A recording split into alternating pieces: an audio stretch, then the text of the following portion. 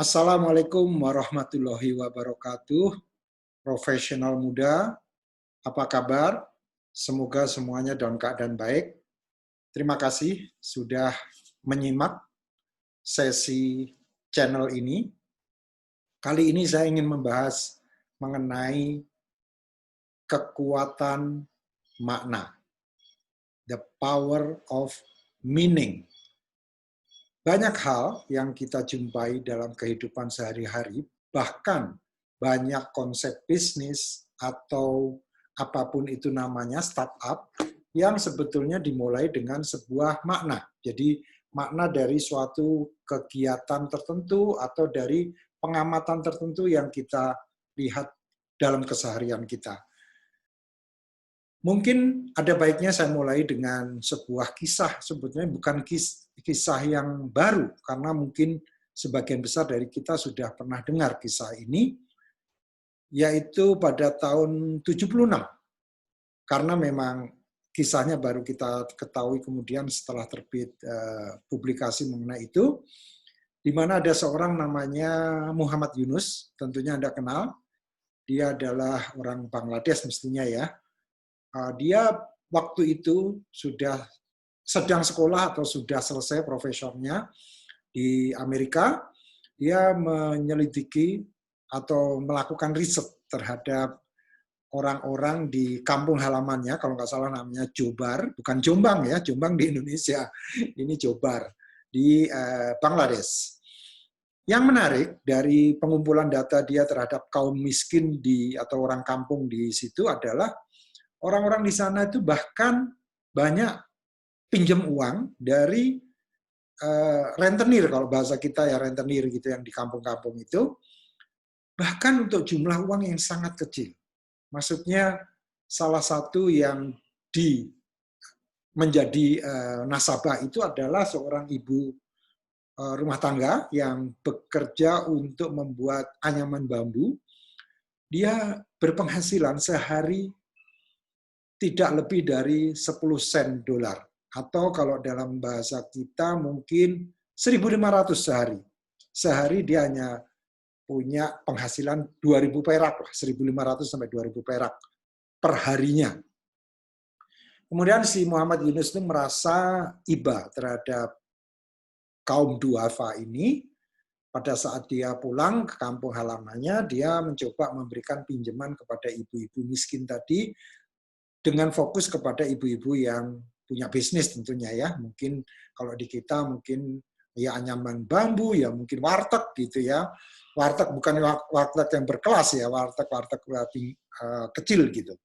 Atau orang bakul-bakul gitu. Nah, dia meminjamkan uang dan tanpa jaminan, tanpa kolateral sama sekali. Dan ini kisah ini ada di Google, Anda bisa lihat banyak sekali kisahnya mengenai Muhammad Yunus ini. Dan anehnya, ibu-ibu ini ternyata tertib membayar. Jadi tidak ada yang nunggak, semuanya membayar karena memang mereka istilahnya pinjam untuk working capital. Nah, karena dia merasa iba, akhirnya Muhammad Yunus ini pulang kampung untuk mencoba mendekati, mengajukan proposal kepada beberapa bank supaya memberikan pinjaman kepada ibu-ibu dengan basis data bahwa dia pernah meminjamkan dan itu sukses gitu. Nah, dari situlah dia mendapatkan penolakan demi penolakan. Nggak ada bank yang mau menerima usulan dia. Akhirnya dia putus asa, ya udah dia bikin sendiri bank itu, Grameen Bank namanya ya. Jadi kita semua tahu Grameen Bank didirikan tahun 1977. Jadi setahun setelah dia mengetahui bahwa Jobar itu penduduknya miskin dan mereka rajin membayar hutang. Hutangnya memang untuk working capital. Dari sini kalau saya amati, oke, mengenai Grameen Bank Anda bisa lihat kisahnya banyak sekali, tapi saya ingin mengutip fokus bahasan kita, yaitu mengenai makna, meaning. Karena kita lagi bicara mengenai the power of meaning. Dalam kasusnya Muhammad Yunus ini, kelihatan sekali bahwa semuanya diawali dengan sebuah pemicu. Pertama adalah adanya pemicu. Pemicunya apa? Karena dia mengumpulkan data untuk melihat tingkat kemiskinan, mungkin studi doktoratnya dia atau profesorship-nya dia, untuk mendapatkan potret di kampung halamannya dia Jobar itu seperti apa. Nah, dari pemicu itu timbullah pemahaman. Ya, pemahaman bahwa ternyata kampung halaman saya itu miskin. Dan hal kedua yang dia pelajari, walaupun miskin, mereka tertib. Mereka jujur. Kalau punya hutang 100.000 perak, mereka bayar. Dan dalam kisahnya, saya pernah baca bahwa mereka itu bayarnya bukannya bulanan, harian. Mereka nyicilnya harian. Luar biasa sekali. Nah, setelah dia ada pemahaman mengenai tingkat cicilannya tadi, timbullah suatu makna. Maknanya apa? Orang-orang seperti ini perlu dibantu. Orang-orang ini yang membuat ekonomi menggeliat. Orang-orang ini sektor informal istilah kita, mereka nggak punya PT, nggak punya CV, nggak punya nama, tapi mereka beraktivitas secara ekonomi. Tapi nggak punya bank. Ya kan? Kenapa nggak kita bikin bank aja, banking for the poor? Makanya lahirlah Grameen Bank. Nah, siklusnya yang saya ingin tekankan di sini adalah ada pemicu, ada pemahaman, terakhir makna. 3 hal ini yang saya ingin kupas.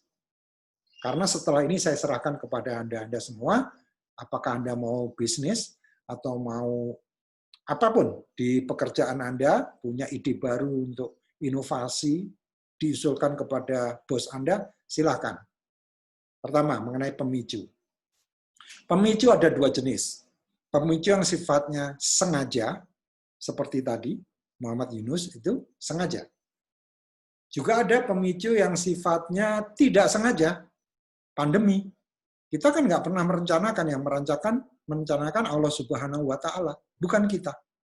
Tidak sengaja. Kita bisa ambil ini sebagai pemicu. Bisnis yang cocok untuk pandemi ini apa? Ya, saya serahkan ke Anda. Tapi ini semua pemicu. Kemudian yang kedua adalah pemahaman, dan bagaimana pemahaman ini menghasilkan suatu makna. Saya kasih contoh pengalaman pribadi. Ya, jadi paling enak kalau saya bisa bercerita mengenai pengalaman pribadi. Pada saat saya bekerja pertama kali di Batam dulu, di tahun 85, itu saya banyak sekali belajar. Dan saya baru ketahuan bahwa saya belajar banyak setelah saya keluar dari situ. Jadi 5 tahun saya di McDermott Batam, setelah keluar dari situ saya banyak melihat, ternyata banyak yang saya pelajari ya. Ya, jadi pemicunya sebetulnya karena saya memang pengen bekerja. Pemicunya adalah saya pengen melihat bagaimana rasanya bekerja, dan ternyata perusahaan itu membuat platform atau anjungan minyak lepas pantai gitu untuk Arco, dulu masih ada Arco ya, untuk perusahaan-perusahaan Total seperti itu, atau HB dulu, HB sekarang mungkin Lasmo atau apa, sudah namanya sudah ganti segala macam. Tapi yang saya ingin ceritakan adalah di McDermott itu ternyata saya belajar banyak mengenai apa yang disebut sistem. Jadi pada saat saya menjadi production engineer di sana, saya diterjunkan langsung untuk membangun platform, saya masih ingat namanya XME, Zulu A, B, C, D gitu ya. Teman-teman yang mungkin di Pertamina tahu Zulu A, B, C, D. EFG juga gitu. Jadi saya sama bos saya dulu, J. Machen, itu membangun platform itu, wah, udah kayak membangun kayak pabrik. Padahal itu sebetulnya it's a construction project. Yang menarik saya belajar banget adalah mengenai sistem bagaimana mencatat project, melakukan project control. Jadi McDermott punya sistem namanya Field Construction Budget. Bentuknya sederhana, yaitu tracking mengenai man hours yang direncanakan dan actualnya berapa.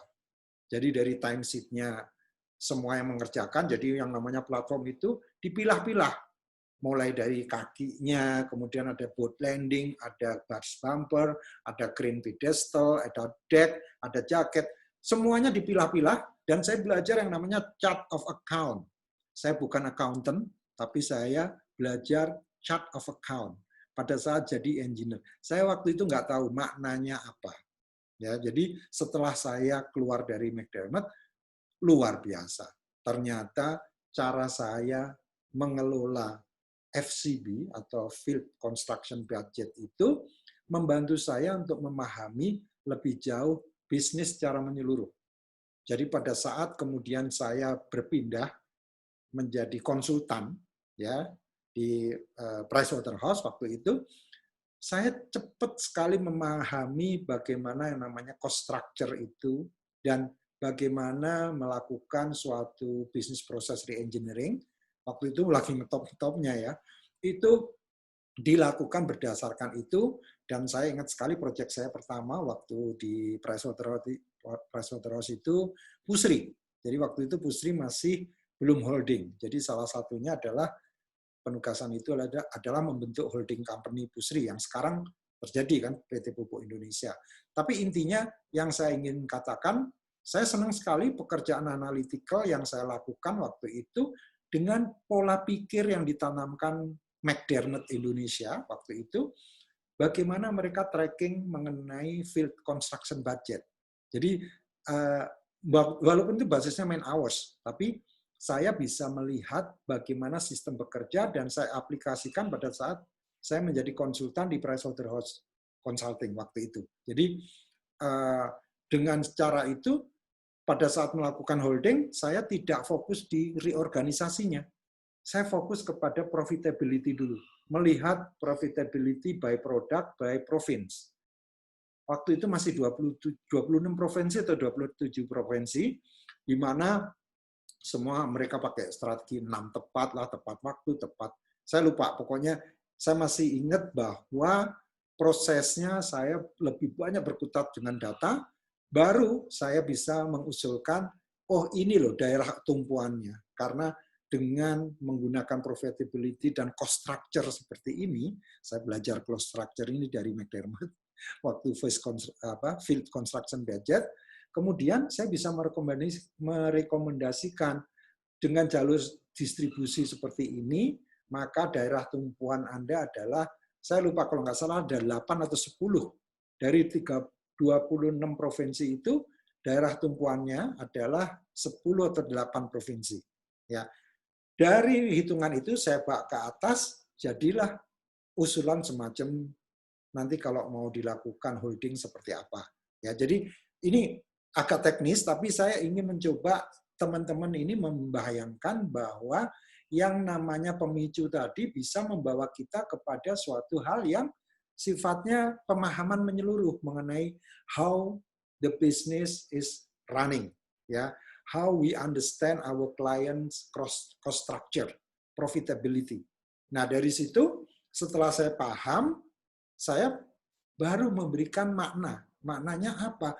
Oh ternyata harus ada, istilah kerennya sekarang sinergi ya.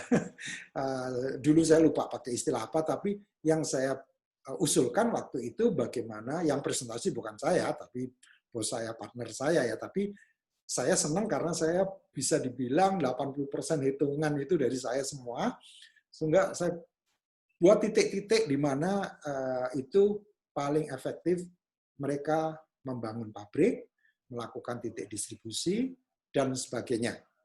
Nah, itu baru pemahaman.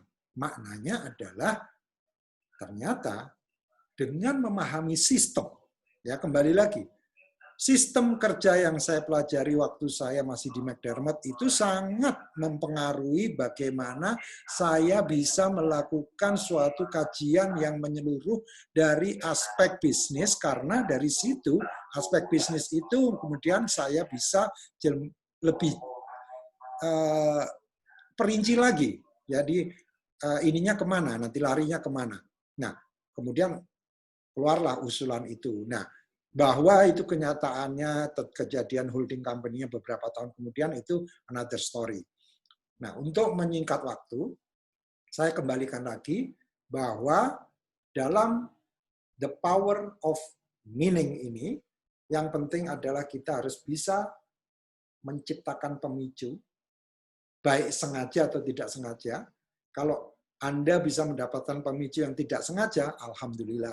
Ya, seperti keadaan sekarang ini, sebetulnya harusnya Anda syukuri, karena ini adalah pemicu untuk Anda berbisnis atau melakukan sesuatu yang berbeda, usulkan kepada atasan Anda sesuatu yang berbeda untuk perusahaan Anda, di mana Anda bekerja. Yang kedua, pemahaman. Pemahaman melihat bisnis secara komprehensif, secara istilah kerennya helikopter view, gitu ya. Jadi bagaimana kita bisa melihat bisnis itu, kita pahami sepenuhnya secara holistik, menyeluruh. Ya. Ketiga, baru kita membuat makna. Maknanya apa dari yang saya pahami ini? Jadi kalau hanya sekedar pemahaman aja kurang cukup. Harus ada dari pemahaman ini maknanya apa, dari mana apa akhirnya? Tindakan. Artinya Anda mau melakukan apa setelah mengetahui makna ini. Demikian, selamat berpikir, selamat mencoba mengartikulasikan atau memberikan imajinasi kepada Anda untuk melakukan masa depan yang lebih baik, baik Anda sebagai bisnismen maupun sebagai profesional muda. Demikian, terima kasih. Wassalamualaikum warahmatullahi wabarakatuh.